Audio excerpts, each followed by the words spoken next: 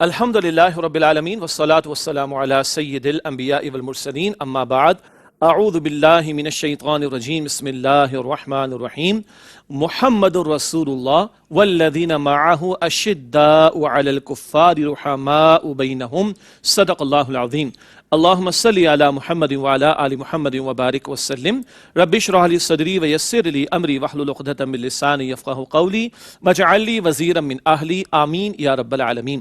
ناظرین کرام السلام علیکم ورحمۃ اللہ وبرکاتہ۔ الحمدللہ کیو ٹی وی کی خصوصی نشریات آپ ملاحظہ فرما رہے ہیں سیدنا ابوبکر صدیق رضی اللہ تعالی عنہ کے تعلق سے۔ ہمارا یہ پروگرام ہے پیارے رسول اللہ صلی اللہ علیہ وسلم کے پیارے صحابی حضرت ابوبکر صدیق رضی اللہ تعالی عنہ۔ ان نشستوں میں ہم کوشش کر رہے ہیں کہ بہت سادہ اور عام فہم انداز میں سیدنا ابوبکر صدیق رضی اللہ تعالیٰ عنہ کی حیات طیبہ کے مختلف گوشوں کے بارے میں ہم شناسائی حاصل کریں اور اپنے اندر عمل کا بھی جذبہ بیدار کرنے کی کوشش کریں۔ ہمارے اس پروگرام میں ہمارے ساتھ انتہائی اور بڑے پیارے نوجوان ساتھی بھی موجود ہوتے ہیں، انتہائی بھی ہیں نوجوان اور پیارے بھی ہیں نوجوان۔ ان کے ساتھ ہم آپ کے سامنے اس پروگرام کو پیش کرتے ہیں۔ آئیے ان نوجوانوں کو بھی آج اس پروگرام میں شریک کرتے ہیں۔ السلام علیکم ورحمۃ اللہ وبرکاتہ۔ کیسے بیٹا آپ لوگ؟ سب خیریت سے ہیں؟ ماشاءاللہ۔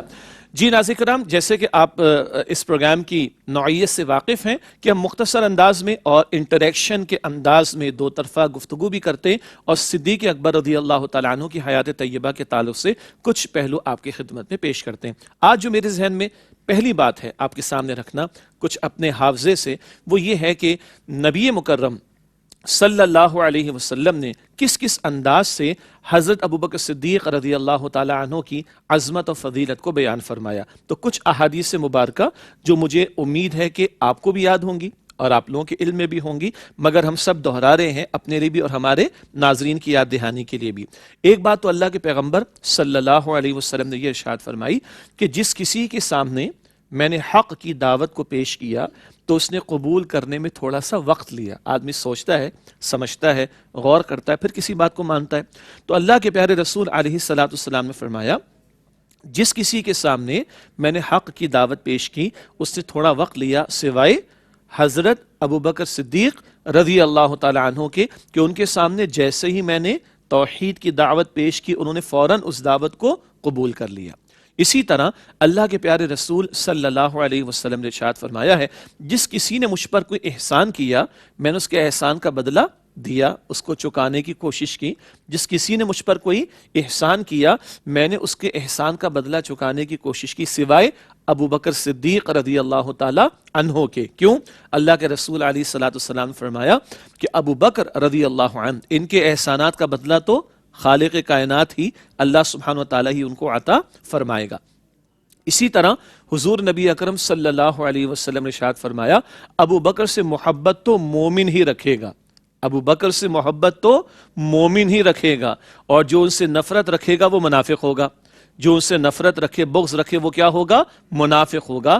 یہ اللہ کے پیغمبر صلی اللہ علیہ وسلم سیدنا ابوبکر صدیق رضی اللہ تعالی عنہ کے بارے میں سمجھا رہے ہیں، بتا رہے ہیں کہ ان سے محبت تو مومن ہی کرے گا اور ان سے نفرت تو منافق ہی کرے گا۔ اسی طرح اللہ کے پیارے رسول صلی اللہ علیہ وسلم نے ارشاد فرمایا کہ قیامت کے دن جنت میں انبیاء کے سوا انبیاء کے سوا سارے مردوں کے سردار کون ہوں گے؟ حضرت ابوبکر صدیق ہوں گے رضی اللہ عنہ۔ اللہ اکبر۔ قیامت کے دن انبیاء علیہ السلام کے علاوہ بقیہ تمام مردوں کے سردار کون ہوں گے جنت میں؟ حضرت ابوبکر صدیق رضی اللہ تعالی عنہ۔ اسی طرح اللہ کے پیارے پیغمبر صلی اللہ علیہ وسلم کی حیات طیبہ میں 17 نمازیں کس نے پڑھائی ہیں؟ حضرت ابوبکر صدیق رضی اللہ تعالی عنہ نے۔ رسول پاک صلی اللہ علیہ وسلم کی حیات طیبہ میں حضرت ابوبکر صدیق رضی اللہ تعالی عنہ نے 17 نمازوں کی امامت فرمائی۔ یہ ایک اشارہ بھی ہے نا کہ جب اللہ کے رسول علیہ السلام دنیا سے تشریف لے جائیں گے تو امت کی امامت کون کریں گے؟ حضرت ابوبکر صدیق رضی اللہ تعالی عنہ۔ اچھا، ایک دفعہ بڑا دلچسپ واقعہ ہوا۔ حضرت عائشہ صدیقہ رضی اللہ تعالی عنہ اللہ کے رسول علیہ السلام کی زوجہ محترمہ اور ہم سب کی ماں ہیں، اور حضرت ابوبکر صدیق رضی اللہ تعالی عنہ کی بیٹی ہیں۔ تو اماں عائشہ رضی اللہ تعالی عنہ نے رسول اللہ صلی اللہ علیہ وسلم سے دریافت کیا کہ یہ فرمائیے کہ آسمان میں جتنے ستارے ہیں اتنی نیکیاں کس کی ہیں؟ تو اللہ کے رسول علیہ الصلوۃ والسلام فرمایا کہ سیدنا عمر کی، عمر فاروق رضی اللہ تعالیٰ عنہ کی، تو وہ اداس ہو گئیں۔ تو اللہ کے رسول علیہ السلام نے فرمایا کہ تم اداس کیوں ہو گئی؟ کہا میرا خیال تھا کہ میرے ابا جان کی نیکیاں اتنی ہوں گی جتنی کہ آسمان کے ستارے۔ سمجھ آ رہی ہے بات؟ میرا تو خیال تھا کہ میرے ابا جان ابو بکر صدیق رضی اللہ تعالیٰ عنہ کی اتنی نیکیاں ہوں گی۔ تو اللہ کے رسول علیہ الصلوۃ والسلام نے فرمایا تمہارے ابا جان کی جو 3 راتیں ہجرت کی راتیں، کون سے غار میں؟ غار ثور میں، جو تمہارے ابا جان کی 3 راتیں غار ثور میں ہیں، ان کی ہی اتنی نیکیاں وہ سارے آسمان کے ستاروں جتنی ہیں۔ اللہ اکبر کبیرہ۔ یہ عظمت کس کی ہے؟ حضرت ابوبکر صدیق رضی اللہ تعالیٰ عنہ کی۔ اور کون بیان کر رہا ہے؟ نبی اکرم صلی اللہ علیہ وآلہ وسلم۔ ٹھیک ہے، تو ایک بات تو آج میں نے چاہا کہ ہم آپ کے سامنے رکھیں اور ناظرین آپ کے سامنے بھی رکھیں کہ رسالت مآب صلی اللہ علیہ وسلم کی زبان مبارک سے سیدنا ابوبکر صدیق رضی اللہ تعالیٰ عنہ کی عظمت و فضیلت کا بیان۔ اب نوجوان ساتھی ہمارے موجود ہیں تو ان کی طرف چلتے ہیں۔ جی آپ میں سے بیٹا کون ہمیں سب سے پہلے کیا سنانا چاہے گا؟ آپ سنانا چاہیں گے بیٹا؟ جی۔ ام المومنین حضرت عائشہ صدیقہ رضی اللہ تعالیٰ عنہ فرماتی ہیں کہ جب سے میں نے ہوش سنبھالا اپنے والد حضرت ابوبکر صدیق رضی اللہ تعالیٰ عنہ کو دین حق پہ پایا، اور کوئی دن ایسا نہ گزرا ہو جب حضور صلی اللہ تعالیٰ علیہ وسلم ہمارے گھر تشریف نہ لائے ہوں۔ ماشاءاللہ ماشاءاللہ۔ یہ حضرت عائشہ صدیقہ رضی اللہ تعالیٰ عنہ کا مبارک ارشاد صدیق اکبر رضی اللہ تعالیٰ عنہ کے تعلق سے کہ ہر وقت ہر آن ہمیشہ ان کو میں نے اپنے ابا جان کو کس پر پایا؟ حق پر پایا۔ اور اللہ نے اور فضیلت کیا عطا فرمائی کہ حضرت ابوبکر صدیق رضی اللہ تعالیٰ عنہ کی صاحبزادی ام عائشہ رضی اللہ تعالیٰ عنہ وہ کس کے نکاح میں ہیں؟ نبی اکرم صلی اللہ علیہ وسلم کے نکاح میں۔ تو حضرت ابوبکر صدیق رضی اللہ تعالیٰ عنہ کا ایک اور رشتہ کیا ہو گیا کہ وہ رسول اللہ صلی اللہ علیہ وسلم کے سسر بھی ہو گئے۔ اللہ اکبر۔ ٹھیک ہے جی بیٹا، اور ہمیں کون کیا سنا رہا ہے آپ میں سے؟ جی بیٹا۔ حضرت ابوبکر صدیق رضی اللہ تعالیٰ عنہ کی خلیفہ اول ہونے کی کچھ پیش گوئیاں بتانا چاہتا ہوں۔ کئی صحابہ کرام کے گھروں کے دروازے مسجد نبوی میں کھلتے تھے۔ رسول اللہ صلی اللہ علیہ وسلم نے حکم دیا کہ تمام صحابہ کرام کے گھروں کے مسجد میں کھلنے والے دروازے بند کر دیے جائیں سوائے حضرت ابوبکر رضی اللہ تعالیٰ عنہ کے گھر کے دروازے کے۔ یہ ایک طرح کی پیش گوئی تھی کہ حضرت ابوبکر رضی اللہ تعالیٰ عنہ پہلے خلیفہ بنے۔ رسول اکرم صلی اللہ علیہ وسلم کی بیماری کے دوران حضرت ابوبکر رضی اللہ تعالیٰ عنہ کو ہی امام مقرر کیا گیا۔ یہ بھی خلیفہ اول ہونے کی ایک پیش گوئی تھی۔ ماشاءاللہ۔ اسی لیے کہا جاتا ہے، بہت اچھی بات ہے ماشاءاللہ آپ نے ہمیں بتائیں کہ صدیق اکبر رضی اللہ تعالیٰ عنہ خلیفہ اول بھی ہیں اور ان کو خلیفہ بلا فصل بھی کہا جاتا ہے۔ فصل کہتے ہیں فاصلے کو، تو کوئی درمیان میں فاصلہ کچھ اور نہیں ہے۔ حضور علیہ السلام کے فوراً بعد، حضور تو اللہ کے پیغمبر اور آخری نبی ہیں، مگر حضور علیہ السلام کے تشریف لے جانے کے بعد امت کے امام اور خلیفہ کون ہے؟ حضرت ابوبکر صدیق رضی اللہ تعالیٰ عنہ۔ اب اصل میں پیشن گوئی کی بات کی نا، ایک اور بات مجھے بھی یاد آ گئی۔ آپ لوگوں نے پڑھا ہوگا سیرت کی کتابوں میں کہ نبی اکرم صلی اللہ علیہ وسلم نے 10 ہجری میں حج ادا فرمایا تھا نا، حجۃ الوداع جسے کہتے ہیں، ٹھیک ہے، لیکن 9 ہجری میں حج فرض ہو گیا تھا۔ اور پتہ ہے کہ 9 ہجری میں اللہ کے رسول صلی اللہ علیہ وسلم نے حج کے لیے امیر کس کو بنا کر بھیجا؟ حضرت ابوبکر صدیق رضی اللہ تعالیٰ عنہ کو۔ دوبارہ جیسے آپ نے کہا نا کہ اللہ کے پیغمبر علیہ السلام نے صرف کس کا دروازہ کھلا رہنے دیا؟ حضرت ابوبکر صدیق رضی اللہ تعالیٰ عنہ کا۔ امامت کے لیے کس کو کھڑا کیا؟ حضرت ابوبکر صدیق رضی اللہ تعالیٰ عنہ کو۔ کتنی نمازیں حضرت ابوبکر صدیق نے پڑھائی تھیں؟ 17 نمازیں نبی صلی اللہ علیہ وسلم کے مبارک دور میں۔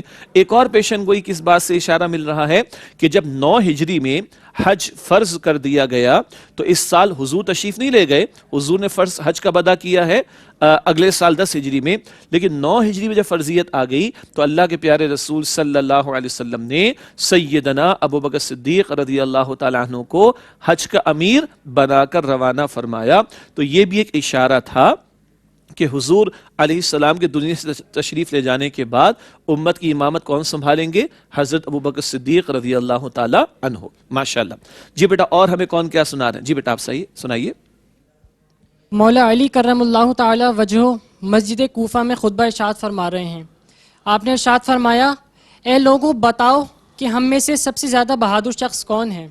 تو لوگوں نے عرض کی، یا علی آپ ہم میں سے سب سے زیادہ بہادر ہیں کیونکہ آپ اسد اللہ ہیں۔